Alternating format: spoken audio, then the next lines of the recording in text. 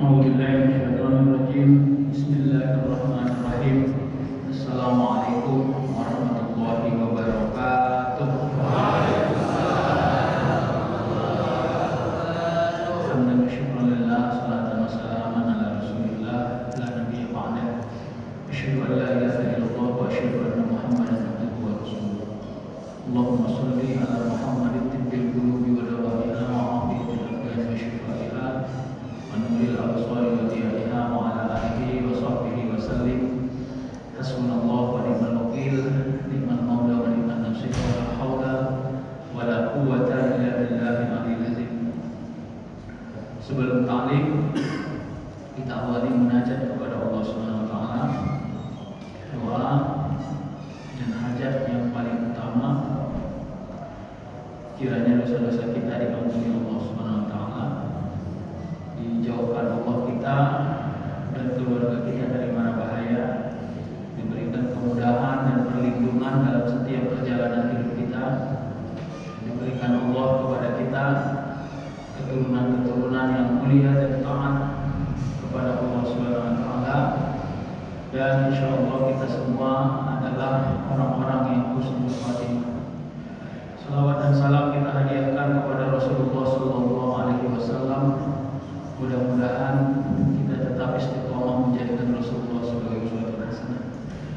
Tuan-tuan guru yang saya muliakan, ada guru kita Dr. Suherman, ada Bang Anwar Saleh, Dr. Faisal Riza, saya nggak tahu silakan. Beliau sahabat saya, juga mukim di sini, dan kita semua yang saya tidak sebut satu persatu.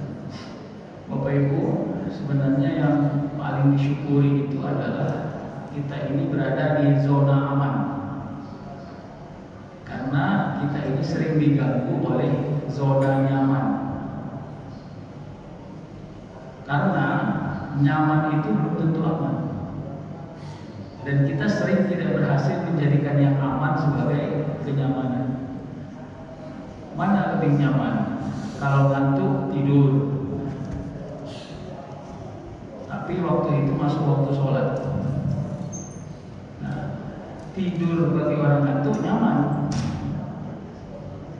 tidak mengerjakan sholat tidak aman. Tapi sholat lagi ngantuk tidak nyaman. Pertanyaannya, milih yang aman atau aman? Nah, itu yang mau kita lihat-lihat dulu dalam perjalanan hidup kita. Karena kadang-kadang yang nyaman itu sering berbenturan dengan yang aman, dan kita belum berhasil sepenuhnya membuat yang aman itu menjadi nyaman. Di grup WA sejak 10 hari yang lalu sudah bertebaran harga nastar, harga kue coklat. Tapi di satu sisi ada ajakan untuk tadarus dan i'tikaf. Kayaknya waktunya berbentur juga ya. Mana yang penting? Atau tadarus sambil masak kue misalnya? Enggak usah dijawab, enggak apa-apa. Ini kan tadabbur aja, ini kan tafakur saja. Maksud saya itulah benturan-benturan yang terus kita akan hadapi dalam perjalanan hidup. Gitu deh. Punya calon menantu ganteng, banyak duit, nyaman, tapi sholatnya curang-curang. Pilih mana? Dan nggak usah dijawab, karena menjawab itu bahaya. Berat, wallahi, hanya perlindungan Allah yang kita minta. Saya makanya di awal asal mengaji saya minta perlindungan Allah, karena kita ini tidak bisa mengandalkan akal kausalitas kita saja. Kita ini selalu terjebak dengan hal-hal yang nyaman dan belum berhasil membuat yang nyaman itu adalah sesuatu yang setan itu akan menjadi pihak ketiga yang akan merusak suasana harmonis antara kita dan kepatuhan kita kepada Allah. Dia menjadi pihak ketiga yang akan merusak suasana itu. Makanya jangan pernah membongkar rahasia kita kepada setan. Kenapa? Setan ini dia akan pandai merumuskan hal-hal baru untuk tidak menyempurnakan semua amal kita. Makanya kan di dalam Al-Quran itu Allah menyebut asy-syaitanu ya'idukumul faqra wa ya'murukum bil fahsya wallahu ya'idukum maghfiratan minhu wa fadlan wallahu wasi'un alim. Syaitan itu akan menakut-nakuti engkau agar engkau menjadi orang yang fakir. Jadi dibilangnya, kok jangan sedekah, jangan infak, kasih kau aja lu. Masa kau aja? Bukan kau aja haji di kampung ini, banyak yang haji di sini. Akhirnya kita berhitung. Dan saya selalu pakai logika namanya akal matematik atau akal kalkulatif sebagai cara setan membuat kita tidak sempurna melakukan amal. Itu menjadi kesimpulan-kesimpulan saya dalam kajian saya. Kalau akal kalkulatif kita hidup, maka potensi merusak amal kita itu besar. Tapi bukan jenis amalnya, bisa jadi suasana amalnya. Ayah nggak sedekah hari ini? Semalam kan udah. Masa tiap hari? Wah, pertanyaan ini ada. Ini namanya akal kalkulatif. Ayah dikasih Allah rezeki hari ini. Semalam kan udah. Ngapain harus dikasih rezeki? Mau nggak? Jadi saran saya, kalau hari ini nggak sedekah, bukan suasana batinnya karena semalam udah, itu sombong. Dan suasana kesombongan ini harus kita lepas, sebab setan itu paling mudah masuk ke kita dari pintu kesombongan. Dia paling mudah masuk dari situ. Dia punya kunci, walaupun kita kunci dari dalam pintu itu. Selama pintu itu nggak kita cetekkan ini, dia punya kunci eksternal. Jadi kalau Bapak Ibu punya baju mereknya sombong, saran saya dibuang aja. Ini bahaya. Baju sombong, celana mereknya sombong, sendal mereknya sombong, buang aja. Karena itu akan memelihara keangkuhan. Tingkat kepantasan kita di ruang horizontal adalah ruang horizontal itu hablum minan nas. Ruang kepantasan kita di hablum minan nas adalah hanya mengajak orang untuk ikut berbuat baik.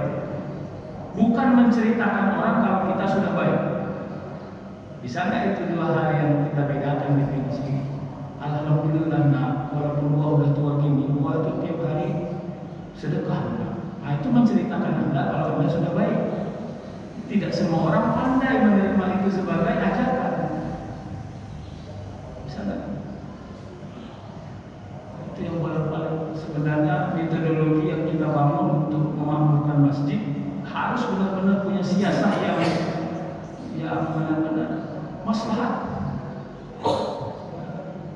Alhamdulillah Pak, selama Ramadan ini kami melihat Bapak kita di masjid, kami senang sekali Pak.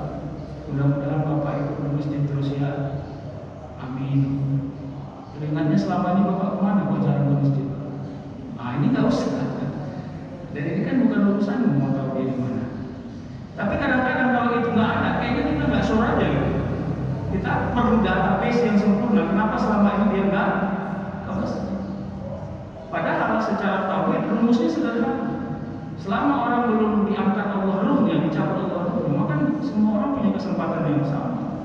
Hanya tinggal tanggalnya aja yang berbeda-beda.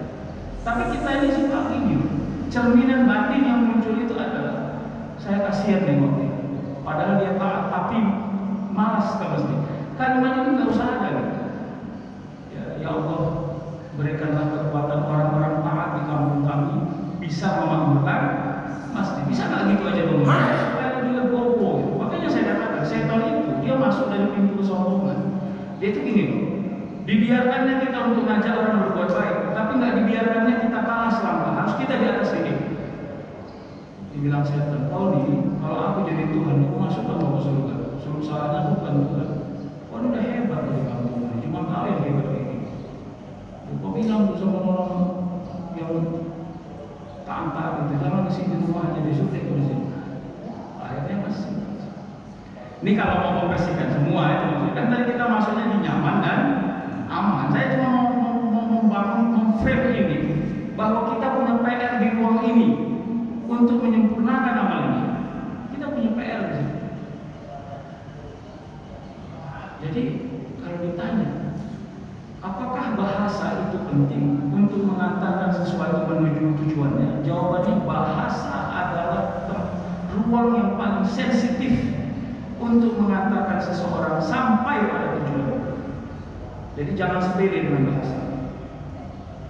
Apa yang kau pikirkan dicerminkan dari apa yang kau ucapkan. Karena yang kau ucapkan pasti sesuatu yang telah kau pikirkan. Karena tidak akan mungkin kau mengucapkan sesuatu yang belum kau pikirkan atau tidak kau pikirkan. Itu teorinya. Ya. Kita nggak akan pernah menceritakan pesawat jet di sini. Dan insya Allah saya tidak akan menceritakan itu karena tidak ada hubungannya dengan akhir Ramadan. Kenapa? Karena saya tidak pernah memikirkan pesawat jet. Jadi begitulah kira-kira energinya. Maka Bapak Ibu, Ramadan ini akan pergi dengan suasana kebatinan yang terasa. Nggak usah kita panggar-panggar. Dia pergi tahun depan dia balik lagi. Yang kita nggak tahu kita masih ada nggak.